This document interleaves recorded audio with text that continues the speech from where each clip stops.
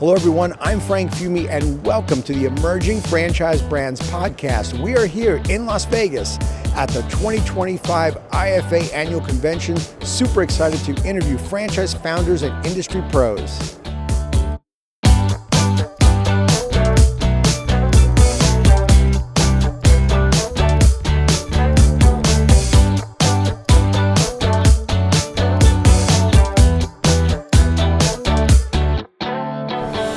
I have the founder and CEO of Rolling Suds, Aaron Harper. Aaron, how are you today? I'm doing great. Thanks for having me, Frank. Aaron, it's great seeing you. Great seeing you, All too. right, man. So I've been following you on LinkedIn, like so many others in franchising. The growth that you guys have had has been explosive.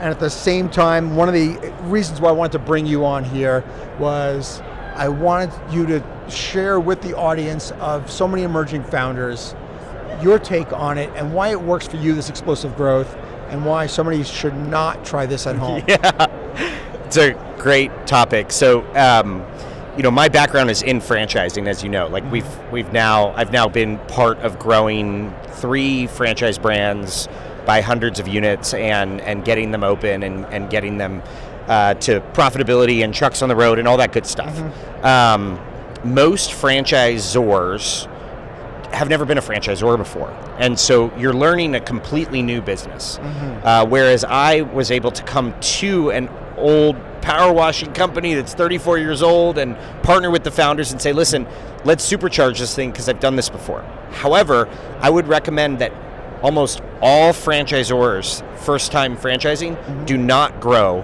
at the pace that we've grown. Because it's easy to sell the units. It's much harder to support and get them open. Yeah. And we have a team of C-suite executives with brand president, CMO, CDO, CFO, and they all have collectively over 200 years of franchise experience managing this really baby brand in terms of our life cycle. Well, I refer to them as the Avengers is who you have. Yeah, yeah. The franchise Avengers is like definitely sums up my team. That's amazing. For sure. That's amazing. All right, so how many units are we up to right now? 255. And when did you launch the franchise? 2 years ago, like almost exactly. Holy cow. And actually, interestingly enough, so I'm always interviewing emerging founders. Yeah.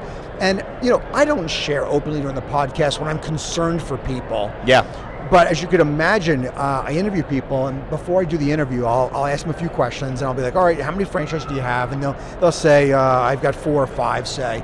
And then I'll say, well, how many do you have sold not open? And if I hear a number like 100, I don't know if, my eyeballs are popping out of my head at that moment. I try to contain myself. But I tell you, that's probably one of the things I'm most concerned about in our industry right now is the amount of sold, not open. And I don't know if there's any data that can show historically where we are in terms of sold, not open. But it seems like it's at an all-time high. I've never seen this in my 24 years in franchising. Yeah.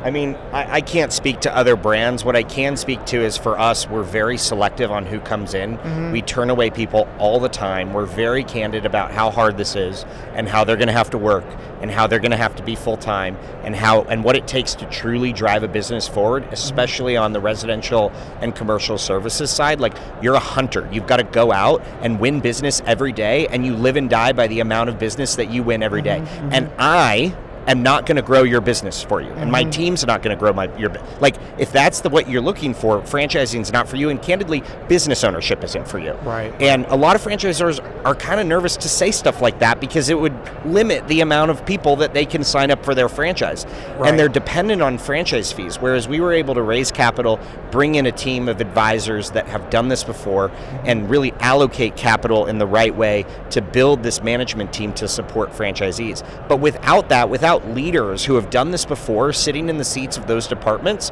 we wouldn't be able to do this. Yeah. We wouldn't, and I wouldn't recommend anyone do it. Right. If you don't have that. How are you able to do it from the very beginning? So when you started formulating this team together, what was sort of the steps that you took to do it? Yeah, so I did franchise development myself for the first 135 units. I love that, by the way. I did it with my brand. Yeah. I know not everybody can do it if you're not a salesperson. You can't do it, but I love that.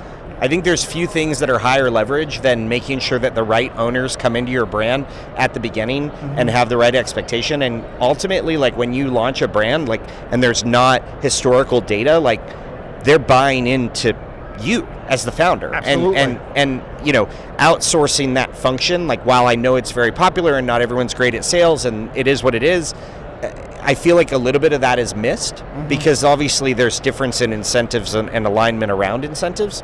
So for me, it was like, all right, well, we're going to make sure we drive the right owners into the system, make sure franchisees are the right franchisees, and that we have the revenue to support the team, and then continue to scale the team. And then last year, I made this big bet. I was like, oh, if I stop selling franchises and put a team in place and focus heavily on content creation, then we'll be able to be in a situation where we can go to that next level. And it was a big bet, but fortunately we generated over 40% of our franchise sales revenue from content last year. That's amazing. You bet on yourself, man. Yeah. Love it, love it. All right, so this year's IFA, what are you hoping to get out of it? So I come here, I get to see old friends, make new ones. I mean, I'm just here because I support the IFA. I want to be here. I go to the parties. I don't stay the whole time. I leave first thing tomorrow morning. I got some other things that are going on, one or two other things, but I'm here to support Matt and Steve and Mary and everyone at the IFA and the great things that they do. That's awesome. Yeah, we truly, all of us we wouldn't really exist, our brand. We wouldn't never exist. have gotten to where it is today without the IFA, and I'm a huge, huge supporter of the organization as well. Okay, last question for you. James Clear was the keynote, Atomic Habits, the author. Yeah. What did you think? Is there anything that you felt like it really resonated with you that you want to go home and implement? Yeah, so I'm super habit focused. I'm all like, I try to operationalize everything because if I can create, I mean, habits is just operationalizing your life, essentially, is what it is. That's what he's talking about, right?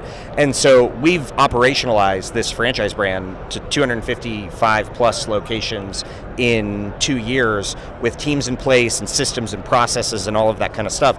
I do the same thing in my life. I mean, in 2023, I started working out every morning with a trainer. He talked about accountability and like kind of having that function. So 4 days a week at 6:30 a.m., I'm at the gym with a trainer. And like, I know how to work out. Like, it's not a matter of like, you need to teach me how to lift. It's the accountability and it's the growth and I'm going to be there no matter what. I'm paying him to do it. So like, I do things like that, and it was a nice reminder to be like, all right, like you can always do more. Yeah. Aaron, thanks so much. I appreciate you coming on the show. Thanks for having me. It was Good great. to see you, man. Yeah, you too. Thank you for tuning into the Emerging Franchise Brands podcast. For additional insights, guest applications, and to stay connected, visit us at efbpodcast.com. The Emerging Franchise Brands podcast is for entertainment purposes only, and the views expressed do not necessarily represent those of Emerging Franchise Brands, its host Frank Fiume, or Emerging Franchise Group LLC. Any discussed franchise or investment opportunity requires thorough investigation, obtaining proper disclosure documents, and expert consultation before making any investment decisions. The podcast and its host do not offer professional advice or endorsements, and they hold no responsibility for actions, representations, accuracy, or consequential damages related to the podcast content.